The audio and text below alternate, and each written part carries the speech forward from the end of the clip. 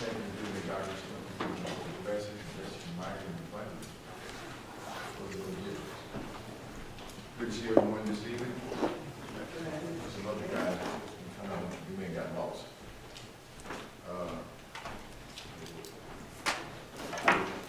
Only just, probably about an hour and a half before church. We commenced a while, they got lost, and I get here, I said, anyway, speculate. Tonight we're going to continue with 1 John chapter 2, verse 20 through 22. Stay on track. Also, the subtitle is Deception in the Last Hour. Deception in the last hour.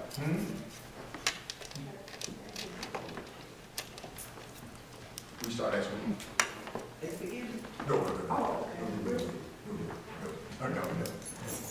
We started, actually started 70? Yeah, 17, 18, 19, last week. Because we want to deal with this deception in the last hour, so we're just doing those verses. We're going to go into more so in last week, more so in 1 John, 2 John, and 3 John. There's some nuggets that we want to deal with as we go further. Let me do a recap since someone was here last week. We talked about stay on track, talked about deception in the last hour. We also talked about, I'm going to ask questions who paid attention last week. We also talked about the Antichrist last week. We'll talk about him tonight too. Who is the Antichrist? Anyone who denies God and Son. Okay. You would have asked me. No. You wouldn't? But I'm studying. Good. I want to know. Good. Anybody else have another definition for the Antichrist?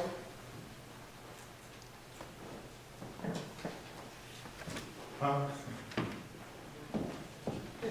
That too.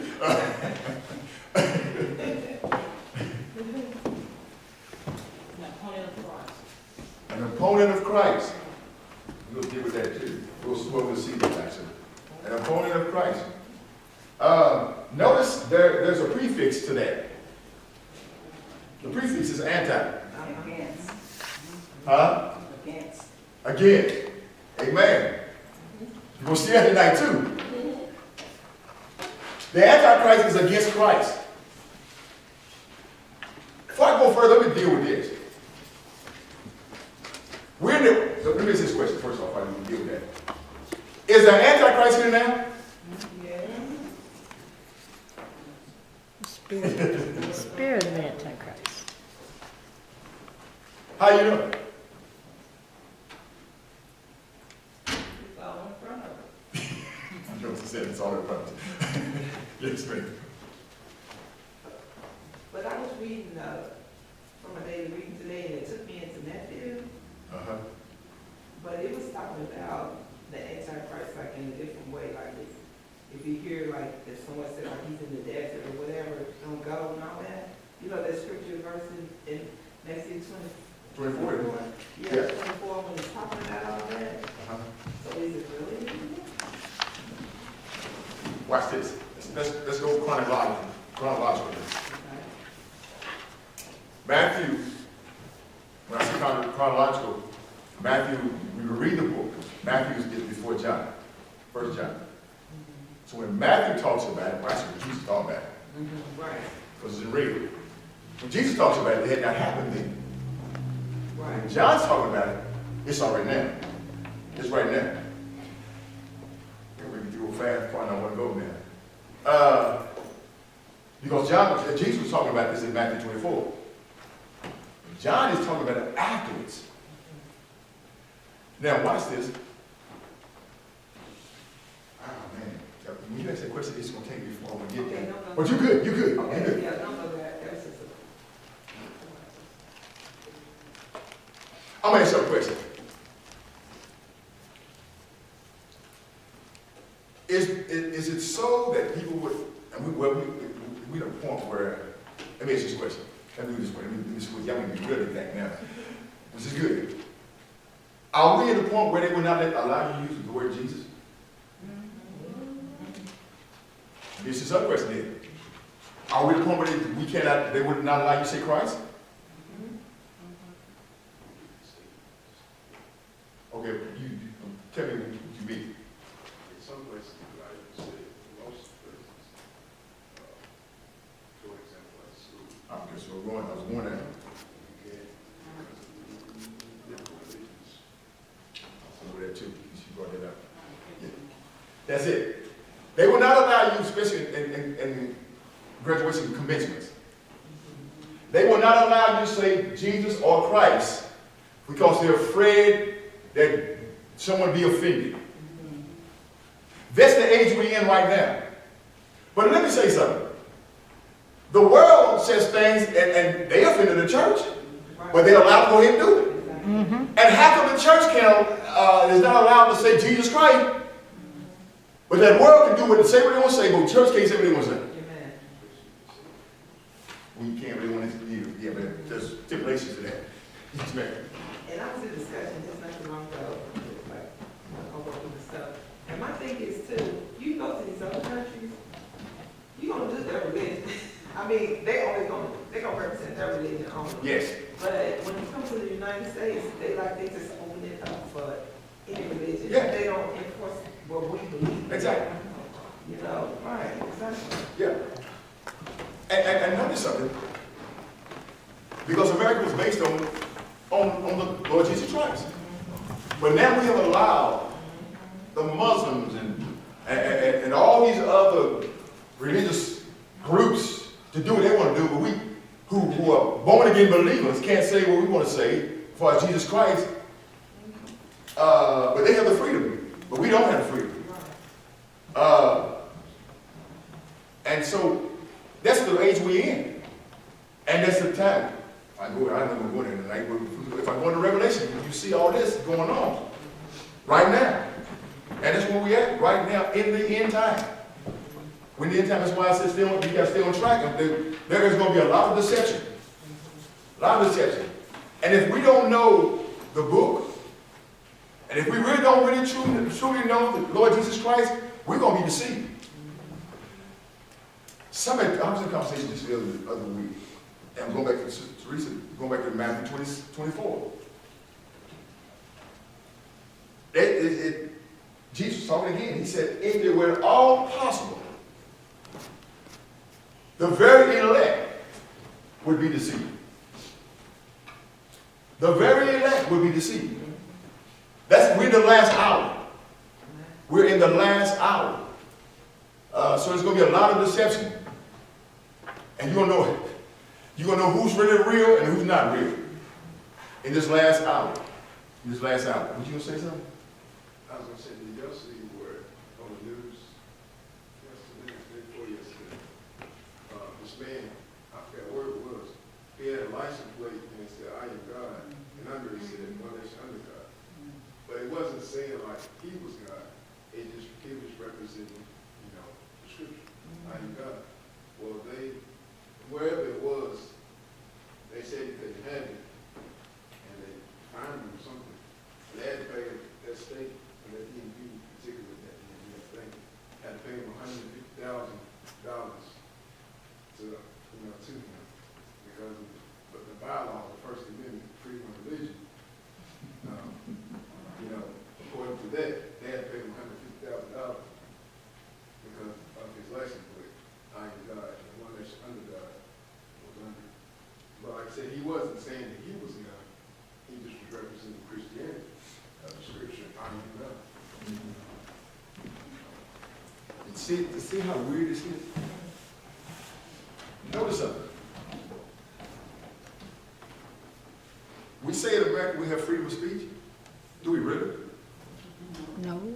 We really don't. Huh? So some people do, they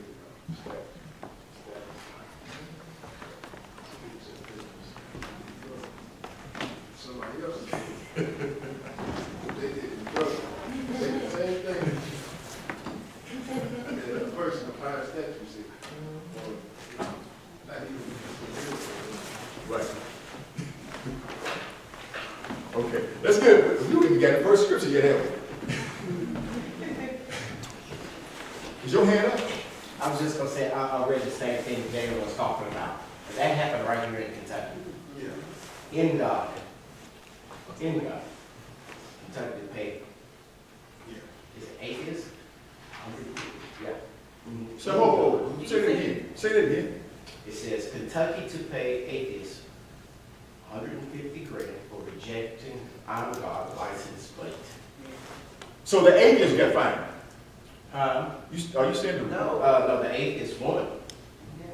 Oh, And then the Kentucky Transportation Department also has to pay court fees, $15,000 and all of that. So, hey, atheist is standing strong. Why can't God's people stand strong? absolutely. Absolutely. We're taken down for everything, anything and everything, because we don't want to be frowned upon, looked upon differently, you know. But in our walk with God, we got to know who we are and who we stand for. Mhm. You know, I tell the kids all the time, you must know who you are in school. Because for the 16 years that the things that I've taught you, and your granny and your uncles and nieces have taught you right and wrong about there's a heaven and a hell, homosexuality and all of these things, I told them it's a matter of minutes when you go to that high school that they can tear everything down. When you go to Texas Roadhouse and work, they can tear everything down in a matter of seconds. I'm pumped up over there right now, but yeah. you know, they can tear everything down Yeah. in a matter of seconds, everything that you have instilled in them. Mm-hmm. Just that quick. Yeah, I just had a conversation with my mother before we got into coming to the church, and she reminded me again, make sure you're standing for something, and make sure your kids understand right and wrong. And she said, if they don't get it, I'll be flying back down there. So they know. If I slip up, I'm in trouble, y'all. So, but if the atheists can do this, even at the prison, at the state prison, they are allowed. There are so many different religions out there. Mhm. They can make up their own religion at the prison. I remember one in particular. The guy had he made up his own religion. It was worshiping the rocks. Ain't no rock gonna do anything. Rock ain't gonna get you to heaven. But that's the freedom of speech. And these people, they are going to fight hardcore for it. And we as Christians, we are not. I think it was Todd Dunleavy, the singer. I've been listening to his songs for the last 2 weeks. All of his music, you get a chance to listen to his music. His music comes strictly from the Bible. He is reading the scripture, and he is making his songs word for word.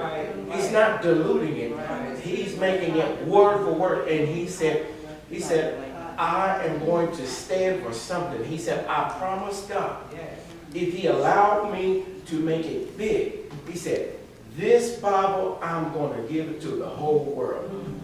And he said, ever since he stood on that promise, he said, we were just small. He said, but God put some rocket boosters on the back of our backs and just shot us out into space. And he said, and we're traveling all over the world. I listened to him all day today. That was a great encouragement. So we as Christians, saved, sanctified, Holy Ghost filled Christians, we've got to stand for something and know who we're standing for. Because if you don't stand for something, you'll fall for anything. Yeah. We still ain't got the verse here, but it's all good. It's all good. I need somebody. Huh? No, You gonna say? You gonna say? no, I'm gonna What's read good? that one, we got to. Okay, you go ahead. This was a good intro, y'all. Good intro. I need somebody to read these 3 verses of scripture. Then I'll ask you some questions.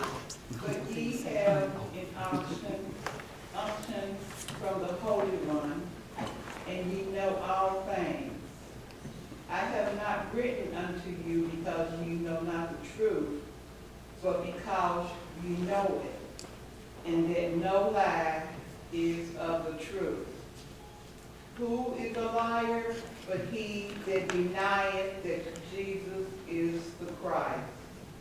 He is in Antichrist. He is Antichrist that denieth the Father and the Son. Okay. Antichrist. Question. The King James uses the word unction. What does this, not you, you answer that. And anybody who got a different translation than King James, you can't answer it either. What? Y'all cheating. Y'all, I'll make that y'all answer, nobody answers.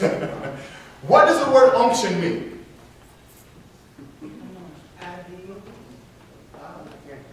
You said idea and thought.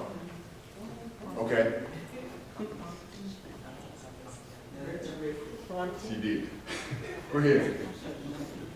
Minister Brenda said anointing. That's what unction means, is anointing. That's good. Yes. But see, my Bible has T beside it, Translation. but that Cheating. word means, No, I'm just kidding. the old Bible, so look, And then, matter of fact, they don't make them like it anymore. Pardon. no, no. That word in translation means, I got you, means anointing. Yes, Sister Joyce. I only have had a normal of hearing that word in my grandparents' time. I haven't heard it much now here lately. Right. But that's what it means when they talk about that unction. Yeah, And I used to think they were talking about they got to act about something. Because they use it so frequently. no, it's the anointing. I'm going to put this up because I'm going for New King James. I love that. Well, you have an anointing from the Holy One. You didn't get it yourself. It was from God. The Holy One means God. It was from God. And what it says, you know all things. Now I'm going to ask you a question. We see it in the New King James and the King James. It says, and you know all things. What you have, the anointing, the unction that you have, it's coming from God, the Holy One. And it says, you know all things. Do you really know all things?